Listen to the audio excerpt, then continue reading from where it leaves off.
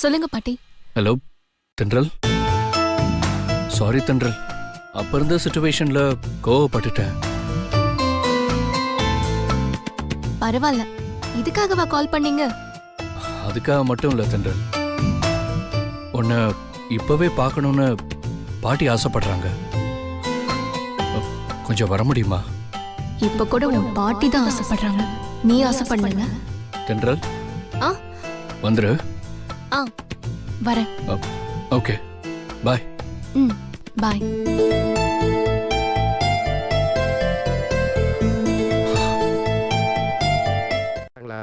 எவ்வளோ பெரிய விஷயம் பண்ணியிருக்க நீ.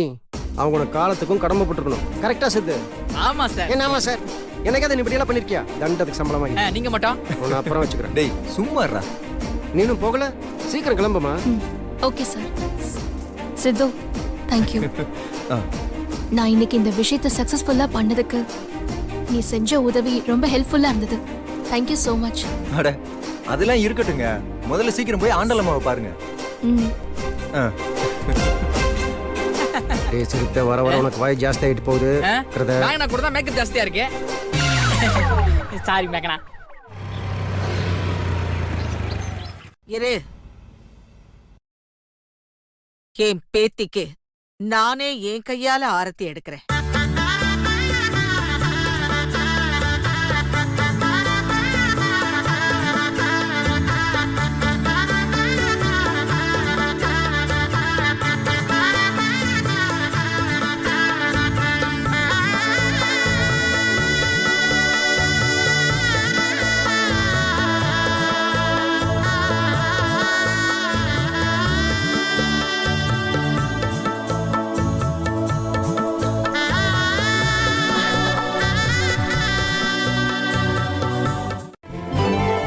சரோஜா,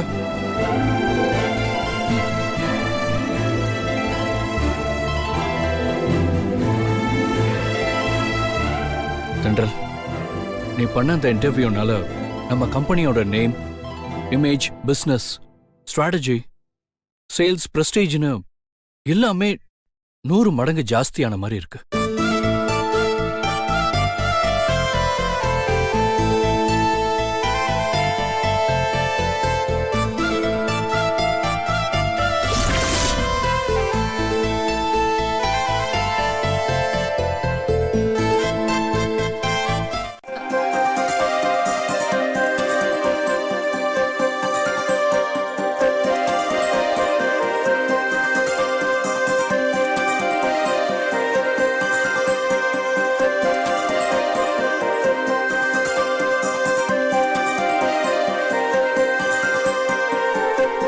என்ன இவன் நம்ம கிட்ட கூட கேட்காம இவன் இஷ்டத்துக்கு இவனாவே ஸ்வீட் எடுத்து அவளுக்கு ஆசையா ஊட்டி விடுறான்.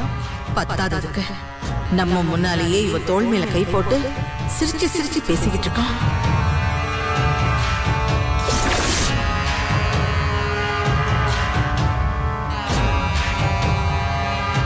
இந்த விஷயத்தை நீ ரொம்ப நீட்டா ஹேண்டில் பண்ணிருக்க. உன்னோட புத்திசாலித்தனம் எனக்கு ரொம்ப பிடிச்சிருக்கு.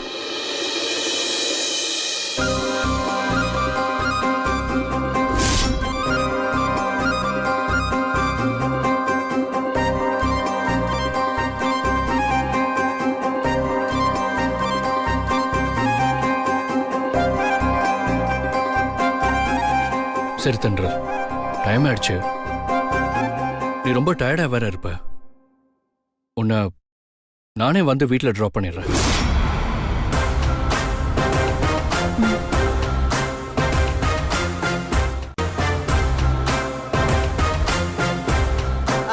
ஆகாஷ்,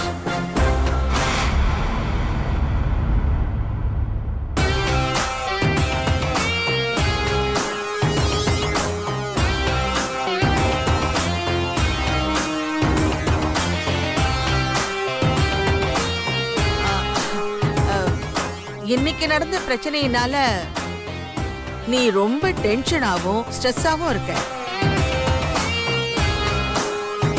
அது உன் முகத்துல நல்லாவே தெரியுது. அதான் அங்க இங்கன்னு அலையாம நீ ரூம்ல போய் கொஞ்ச நேரம் நீ இப்போ ரெஸ்ட்ல தான் இருக்கணும். வேணும்னா தென்றலையே கேட்டு பாரு. தென்றல், இவ முகத்தை நீ நல்லா பாருமா. டயர்டா தானே இருக்கான்.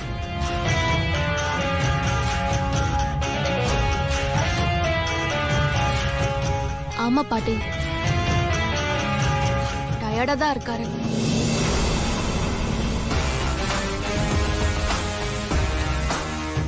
பாத்தியா, தென்றலே சொல்லிட்டா.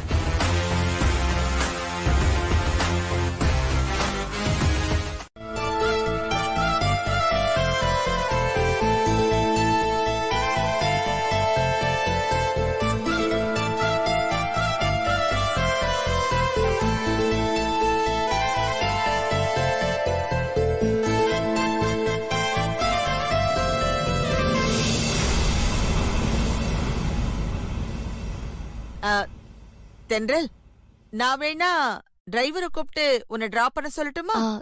இல்ல பாட்டி, வேண்டாம். நான் டூ வீலர்ல தானே வந்திருக்கேன், அதுலயே போய்க்கிறேன். வரேன் பாட்டி. சரிம்மா, போயிட்டு வரேன். வரேன். நீ அவங்க கம்பெனி பேரை காப்பாத்திட்டியா, அவங்க கௌரவத்தை காப்பாத்திட்டியா. நீ அவங்க குடும்பத்துக்கு மருமகளா வர்றதுக்கு புண்ணியம் பண்ணிருக்கணும். அப்படி இப்படின்னு பயங்கரமா புகழ்ந்து தள்ளிட்டாங்கடி. இத கேட்கும் போது எங்களுக்கு எவ்வளவு சந்தோஷமா இருந்தது தெரியுமா? அவங்க மட்டுமா புண்ணியம் பண்ணிருக்காங்க? தென்றல மகளா பெத்ததுக்கு நாமளும் தானே புண்ணியம் பண்ணிருக்கோம். ஆமாண்டி தென்றல், உன்ன மாதிரி ஒரு பொண்ணு போதும்மா. இங்கேயும் பாராட்டி, ஆபீஸ்லயும் பாராட்டி, அங்கேயும் பாராட்டி, எனக்கு ரொம்ப டயர்டா இருக்கு. வாங்க உள்ள போலாம். வாங்க வா.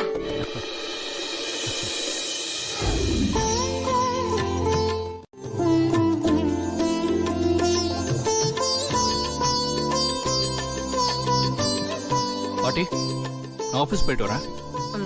ஆகாஷ், ஒரு நிமிஷம் இருப்பா.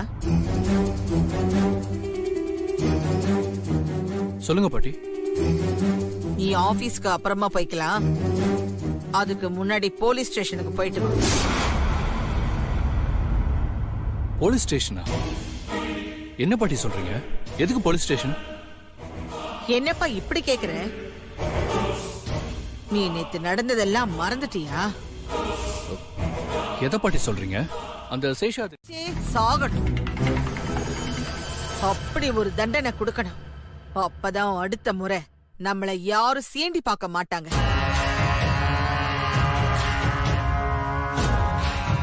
என்னதான் இவனை போலீஸ் அரெஸ்ட் பண்ணி இருந்தாலும் நம்ம சைடுல இருந்து எவிடன்ஸோட போய் அவன் மேல இன்னும் ஸ்ட்ராங்கா கேஸ ஃபைல் பண்ணணும். அப்பதான் அவன் சாகர வரைக்கும் ஜெயில விட்டு வெளியில வராம இருப்பான். அவனுக்கு நம்ம பவர் என்ன, நம்ம கௌரவம் என்ன, அனாவசியமா நம்மள சீண்டுனா என்ன நடக்கும்னு புரிய வைக்கணும்.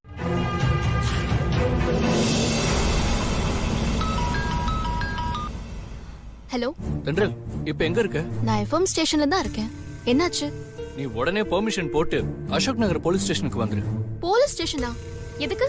பாட்டி உன்னை கூட்டிட்டு போய் அந்த சேஷாத்ரி கேஸை இன்னும் ஸ்ட்ராங்கா ஃபைல் பண்ண சொல்லிருக்காங்க. அந்த ஆள் சம்பந்தப்பட்ட ஃபைல்ஸ் எல்லாம் உங்ககிட்ட தான் இருக்கு. வரும்போது மறக்காம எடுத்துட்டு வந்துரு. ஓகே, நான் ஸ்டேஷனுக்கு முன்னாடியே போய் கேஸ் ப்ராசஸ் ஸ்டார்ட் பண்ணிடுறேன். நீ சீக்கிரம் வந்துரு. ஓகே, வந்துடுறேன். பாய்.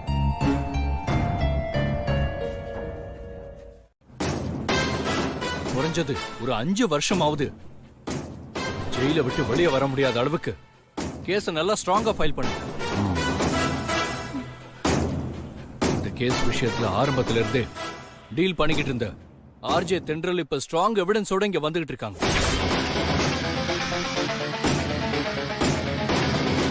சரி சார், அவங்க வர வரைக்கும் நீங்க ரைட்டர்கிட்ட போய் இந்த கேஸ் சம்பந்தமான டீடைல்ஸ் தான் சொல்லுங்க. அவர் டைப் பண்ணி பிரிண்ட் எடுத்துருவாரு.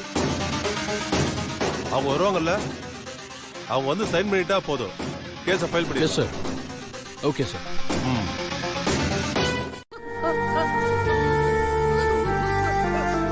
அம்மா, கொஞ்சம் பெரிய மனசு பண்ணி என் புருஷனை வெளியே விட சொல்லுங்கம்மா. எந்த தப்பு பண்ண மாட்டாருமா.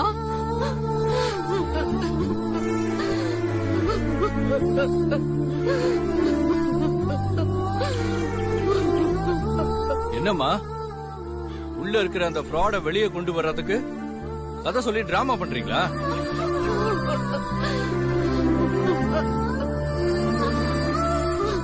ஐயா, நான் கதை சொல்லலையா, உண்மையதான் சொல்றேன்.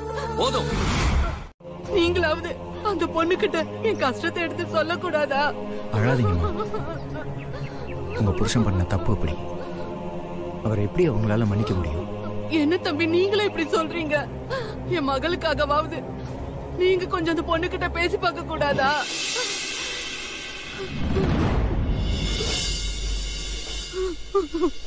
இங்க பாருங்கம்மா, தென்றல் ரொம்ப நல்லவங்க, ரொம்ப இறக்க சுபாவம் உள்ளவங்க. நீங்க வேணா அவங்க கிட்ட திரும்பவும் பேசி பாருங்க. கண்டிப்பா உங்க மனசு மாறினாலும் மாறுவாங்க.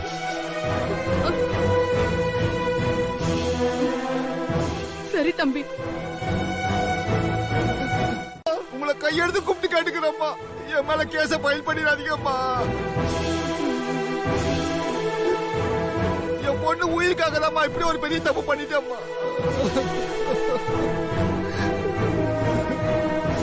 அம்மா என்ன மன்னிச்சிருக்கம்மா, என்ன மன்னிச்சிருக்க, என்ன புரிஞ்சுக்கம்மா.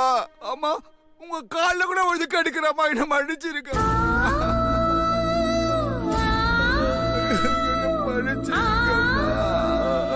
சார், தென்றல் வந்தாச்சு. இந்தாங்கம்மா, இவர் சொன்ன டீடைல்ஸ் வச்சு பிரிண்ட் பண்ணிருக்கு. நீங்க ஒரு தடவை படிச்சு பார்த்துட்டு சைன் பண்ணிட்டீங்கன்னா கேஸ ஃபைல்.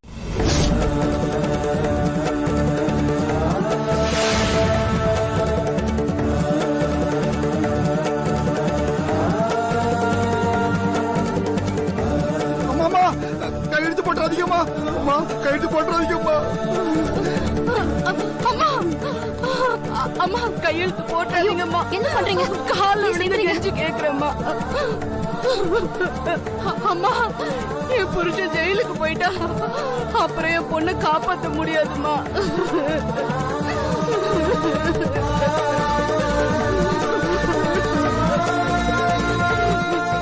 தென்றல், உங்களை கெஞ்சி கேக்குறேம்மா, என் புருஷனுக்காக இல்லனாலும் என் பொண்ணு உயிரை காப்பாத்துறதுக்காகவாவது இந்த பேப்பர்ல கையெழுத்து போடாதீங்கம்மா.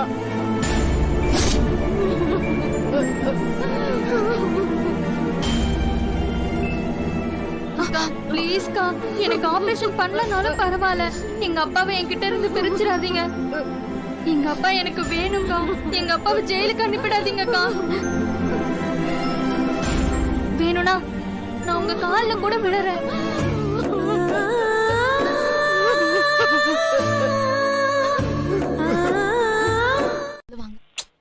தேவையில்லாதெல்லாம் பேசிட்டு இருக்காத, முதல்ல சைன் பண்ணு. இல்ல, நான் சைன் பண்ண மாட்டேன்.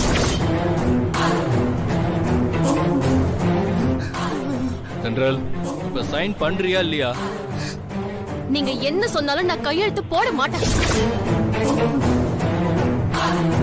இதான் உன் முடிவா?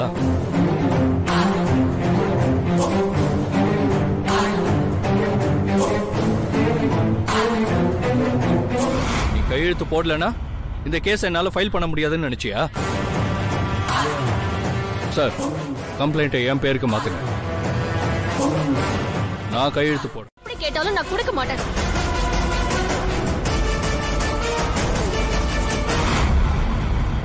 யாரோ ஒரு மூணாவது மனுஷனுக்காக நீ பாட்டியும் என்னையும் பகைச்சுக்கிறல்ல?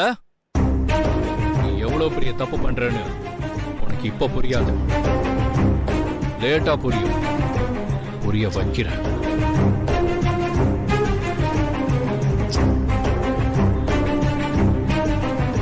சார், இந்த எவிடன்ஸ் இல்லைன்னா என்ன, எனக்கு ஒரு ½ டைம் கொடுங்க. என் கம்பெனியோட மொத்த டாக்குமெண்ட்ஸையும் எடுத்துட்டு வந்து இந்த ஃப்ராட் மேல நான் கம்ப்ளைண்ட் கொடுக்கிறேன். கொடுக்க முடியாது அப்படின்னு சொல்லிட்டேன். ஆகாஷ் வேற ரொம்ப கோவமா போயிட்டு இருக்காரு. அடுத்து என்ன செய்ய போறீங்க? என்ன செய்ய போறேன்னு தெரியல. பிரச்சனை இப்போ வேற மாதிரி திரும்பிடுச்சு. நான் கையெழுத்து போட மாட்டேன்னு சொன்னத ஆகாஷ் போய் பாட்டி கிட்ட சொல்லுவாரு. அவங்க என்ன சொல்லுவாங்கன்னு நினைக்கும் போது பயமா இருக்கு. சரி, இப்போ என்ன பண்ண போறீங்க? இதுக்கு ஒரு முடிவு பண்ணிதான் ஆகணும். சரி, நீ கிளம்பு, நான் பாத்துக்கிறேன். கௌரவத்தை விட அந்த சேஷாத்ரியோட குடும்பம் முக்கியமா போயிடுச்சா?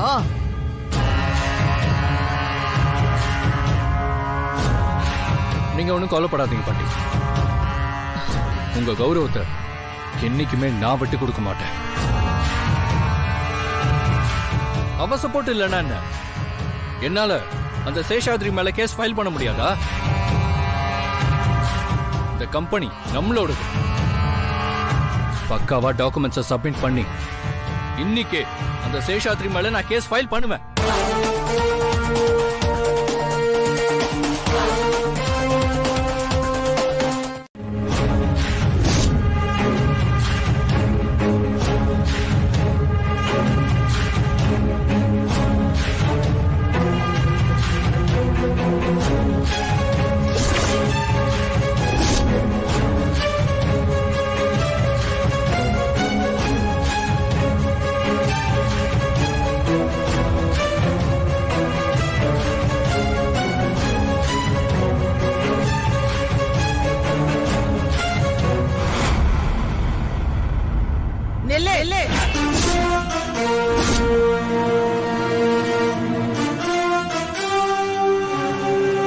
செஞ்சாலும் அதுல ஒரு நியாயம் இருக்கும்.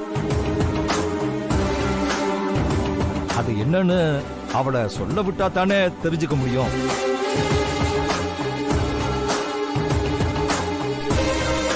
ஆமாம்மா, நேத்து கூட அந்த ரேடியோ இன்டர்வியூல ஆரம்பத்துல நாம தெண்டல தப்பா தான் நினைச்சுக்கிட்டு இருந்தோம்.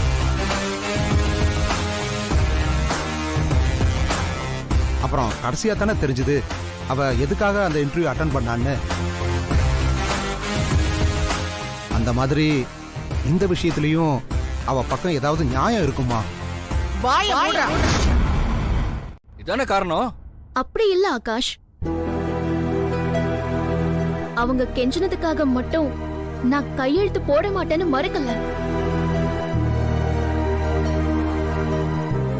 அந்த கெஞ்சல்ல நம்ம பாட்டிக்கு பாதகமான சில விஷயங்களும் இருந்துச்சு.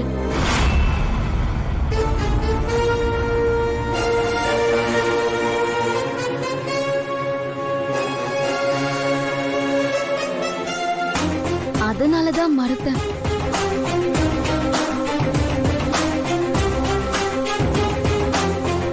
சும்மா எதையாவது சொல்லி சமாளிக்க பார்க்காத. இப்படியெல்லாம் பேர் எடுத்த நீங்க உங்ககிட்ட வேலை செஞ்ச ஒருத்தர் குழந்தை உயிரை காப்பாத்த பணம் கொடுக்கலங்கிற பேர் வந்தா நீங்க எப்படி உடைஞ்சு போயிடுவீங்க?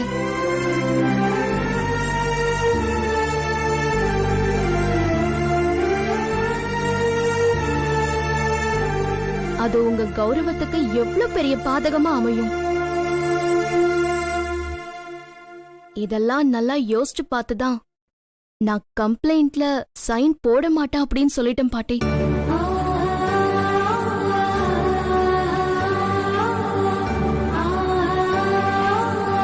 பணம் கொடுக்கலங்கிற பேர் வந்தா நீங்க எப்படி உடைஞ்சு போயிடுவீங்க?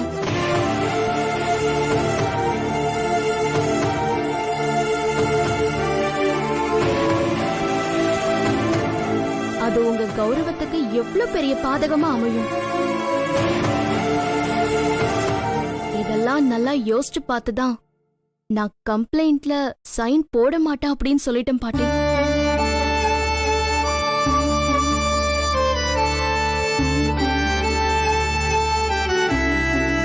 இது அங்க இருக்கிற எல்லார் முன்னாடியும் ஆகாஷ் கிட்ட சொல்லி புரிய வைக்க முடியல. ரொம்ப பெருமையா இருக்கு தென்றல். நீ செஞ்சது 100% கரெக்ட்.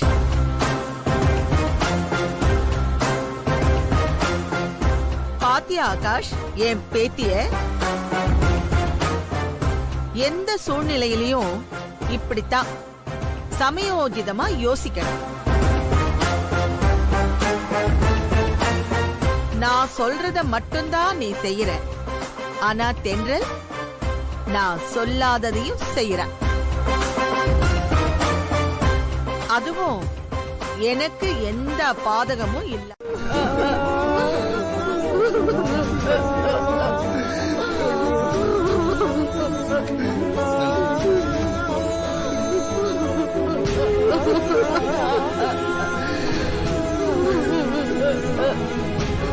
நீங்க நினைச்ச மாதிரி அவனை ஜெயிலுக்கு அனுப்பிடலாம்.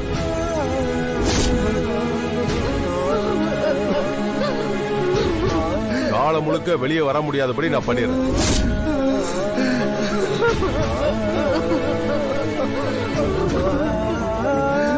Thank you sir. ஓகே தென்றல் வா போலாம்.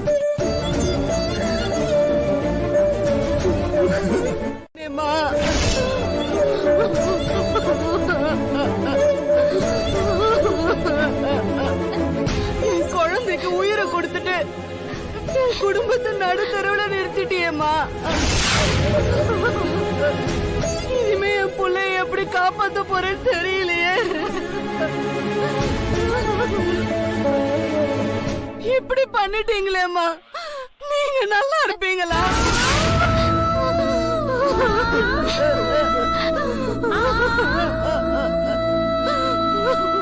என் புள்ளைய வச்சுக்கிட்டு நான் என்ன பண்ண போறேன்னு தெரியலையே. என் புள்ளைய வச்சுக்கிட்டு நான் என்ன பண்ண போறேன்னு தெரியலையே.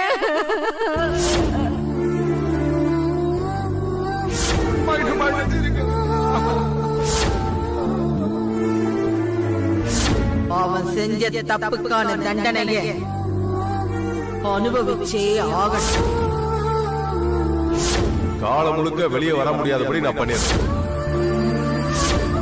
நீங்க கையெழுத்து கூப்பிடுறது யாருக்கு வேணும்? என் புருஷனை ஜெயிலுக்கு அனுப்பிச்சிட்டீங்களே.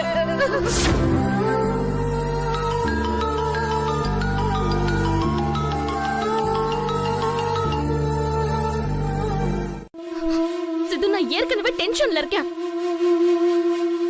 இதுக்கு மேல என்ன குழப்பாத. முதல்ல என்ன விஷயம் சொல்லு. அந்த சேஷாத்ரியோட குழந்தை, சேஷாத்ரியோட குழந்தை, அந்த குழந்தை இறந்துருச்சுங்க.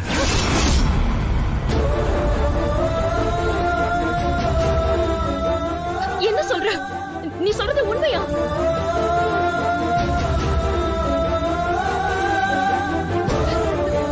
சித்து, உண்மையை சொல்லு. நீ நிஜமாவே சொல்லிட்டு இருக்கியா? ஆமா தென்றல்.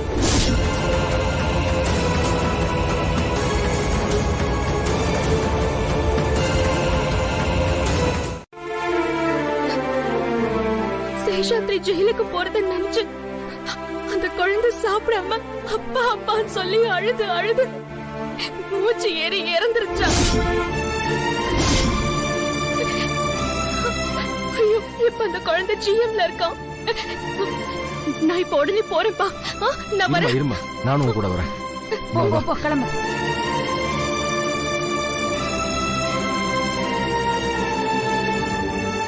ஜாக்கிரதையா பதட்டப்படாம போங்க. பாத்து பாத்து போங்க.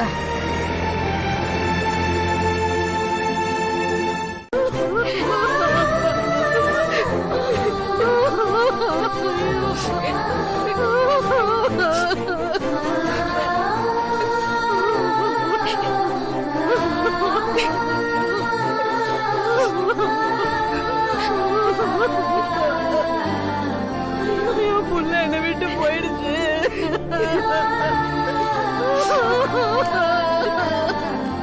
அநியாயமா உன்னை கொன்னுட்டாங்களே.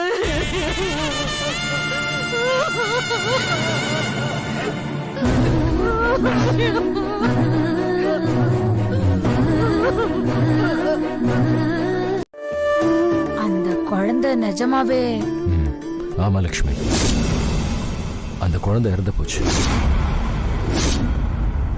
குழந்தையோட அம்மா என்னடானா, குழந்தை இறந்ததுக்கு தென்றல் தான் காரணம்னு அவளை ரொம்ப திட்டி விட்டுட்டாங்க.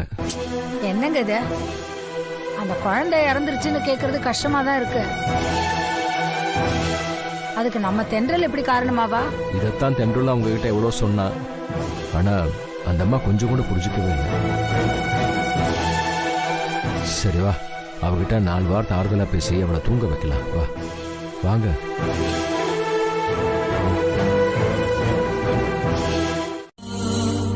இப்பவே இப்படின்னா கல்யாணத்துக்கு அப்புறம் அவங்களால நான் இன்னும் எத்தனை பழியெல்லாம் சுமக்க வேண்டியிருக்குமோ.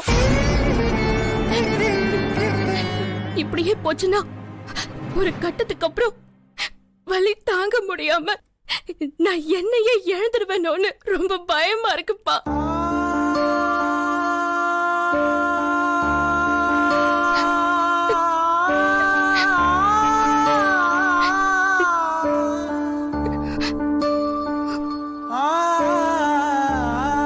தென்றல், இல்லன்னு புரியுதுல. இதுக்கு மேல நான் உன்னை வற்புறுத்த விரும்பல. நமக்கு நம்ம பொண்ணோட சந்தோஷம் தான் முக்கியம். அதை பத்தி மட்டும் தான் யோசிக்கணும்.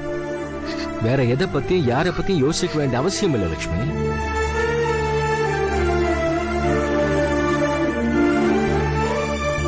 தென்றல், அப்பா நான் இருக்கேம்மா. நீ எதை பத்தியும் யோசிக்காம நிம்மதியா தூங்க.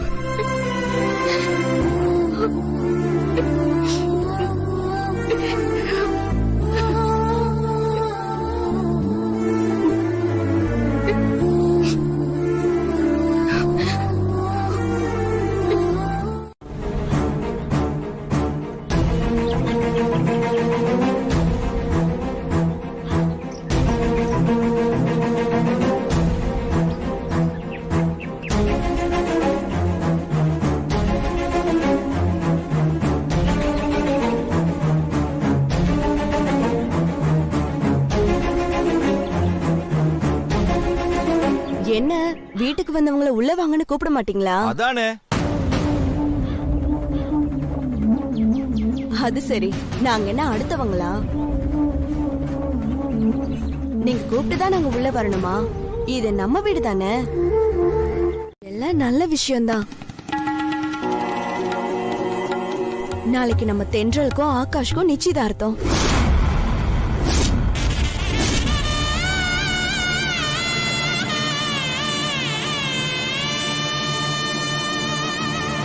இந்த நல்ல விஷயத்த சொல்லிட்டு அப்படியே தென்றலுக்கு பொட்டு வச்சுட்டு போலான்னு வந்திருக்கோம்.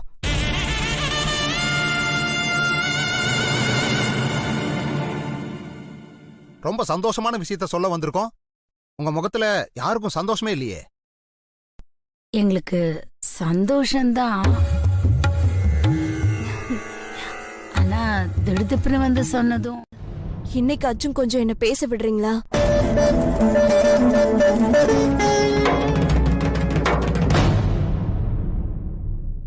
உங்களை நினைச்சா எனக்கு ரொம்ப பெருமையா இருக்கு.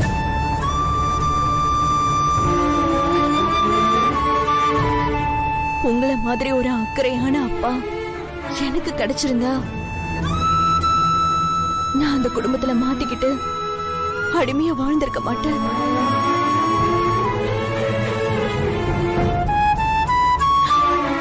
உங்க பொண்ணுக்காவது சுதந்திரமான வாழ்க்கை கிடைக்கட்டும். கொடுத்து வைக்கலங்க.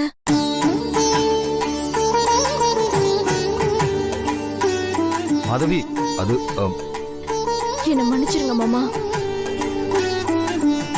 நம்ம கிளம்பலாம். வரேங்க.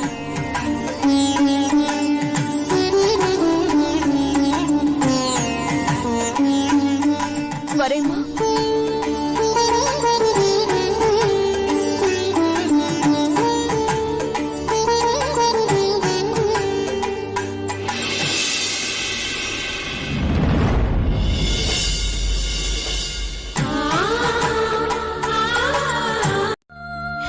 வரேங்க.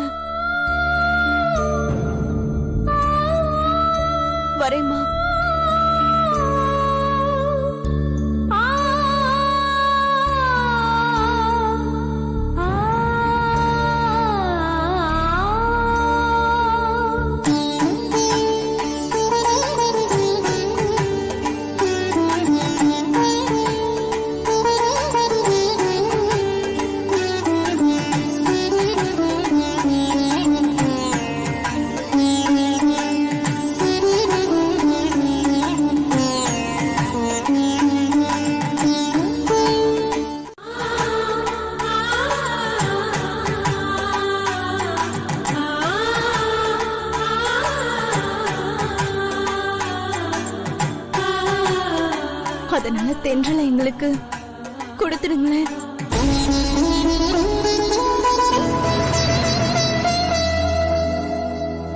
உங்க பொண்ணு நான் என் கண்ணுக்குள்ளேயே வச்சு பாத்துக்குவேன்.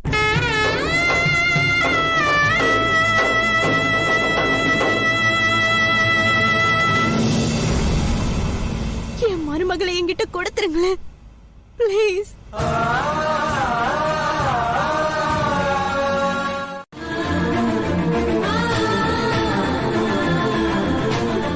கொடுப்பீங்களா?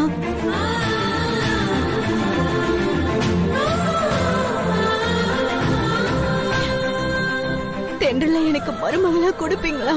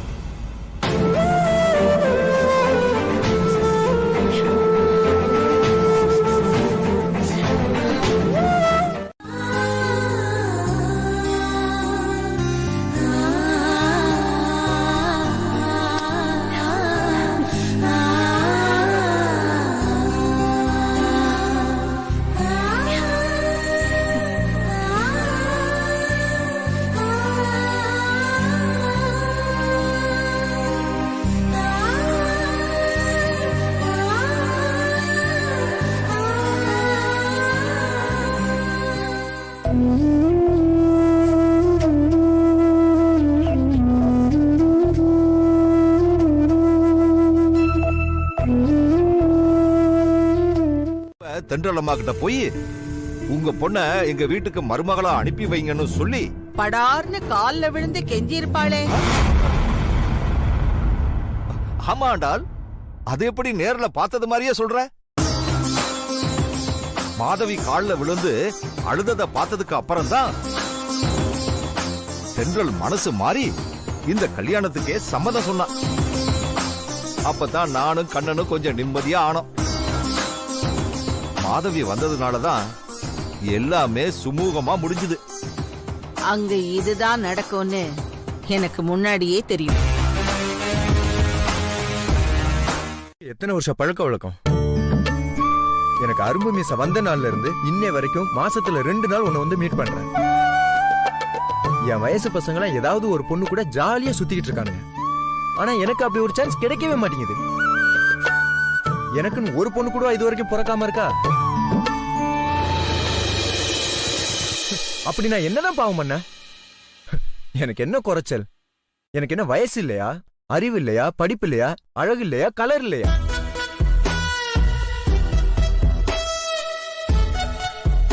லாஸ்டா சொன்ன அழகும் கலரும் கொஞ்சம் கம்மி தான். ஆனா நாங்களும் ஹேண்ட்ஸமா தானே இருக்கோம்.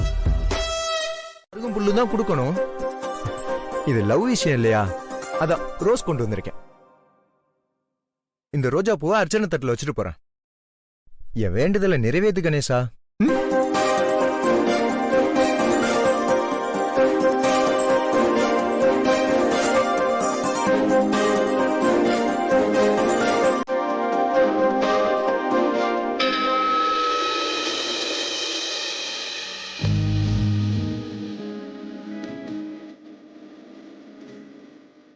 உள்ள இருக்க பிள்ளையார்கிட்ட எனக்காக கொஞ்சம் ரெக்கமெண்ட் பண்ணுப்பா.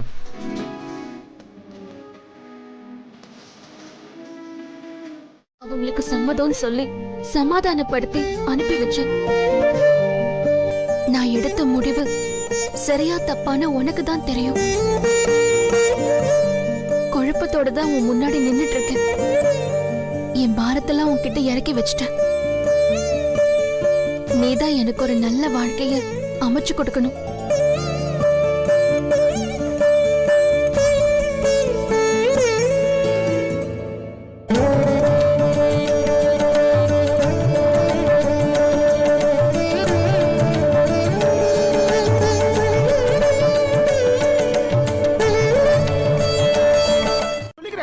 அப்படியா?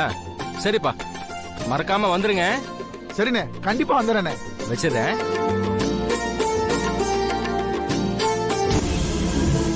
பொண்ணு நிச்சயதார்த்தத்துக்கு நேர்ல வந்து சொல்லாம போன்ல சொல்றியா? இரு, பொண்ணு அங்க வந்து வச்சுக்கிறேன். என்ன பண்ண சொல்ற லக்ஷ்மி? சித்திய கூப்பிடலான்னா அவங்க ஊர்ல இருக்காங்க. அவ்வளவு தூரத்துல இருந்து அவங்களால வரவும் முடியாது. இவன் தான் பக்கத்துல இருக்கான். இவனையும் கூப்பிடலன்னா நல்லா இருக்காதுல்ல, அதான். நான் ஒன்னும் கூப்பிட வேணாம்னு சொல்லவே இல்லையே. உங்க தம்பி தான் ஒரு சரியான கோக்கு மக்கான ஆளு. நாளைக்கு ஃபங்க்ஷன்ல வந்து ஏதாவது ஆடகுடமா நடந்துக்கிட்டாருன்னா அது எல்லாருக்கும் தர்ம சங்கடமா போயிடுமே. இந்த ஃபங்க்ஷன் நம்ம பையனை விட நம்மளுக்கு தாங்க இது உண்மையிலேயே ரொம்ப ஸ்பெஷல். ஏன் மாதிரி அப்படி சொல்ற? நாளைக்கு நிச்சயதார்த்தம் நம்ம ஆகாஷுக்கு தான். அதுல நமக்கு என்ன ஸ்பெஷல்? வழக்கமா ஒரு ஓரமா நின்னு வேடிக்கை பார்க்க போறோம், அவ்வளவுதானே. சரியான தத்திங்க நீங்க. ஏய், என்னங்க நீங்க? இது கூடவா உங்களுக்கு புரியல? என்ன? நாளைக்கு நிச்சயதார்த்தம் நம்ம பையனுக்கு தான். ஆனா அந்த நிச்சயதார்த்தத்துல கிடைக்க போற அத்தனை மரியாதையும் நமக்கு தானுங்க. ஏன்னா நாம தான் அவனை பெத்த அம்மா அப்பா.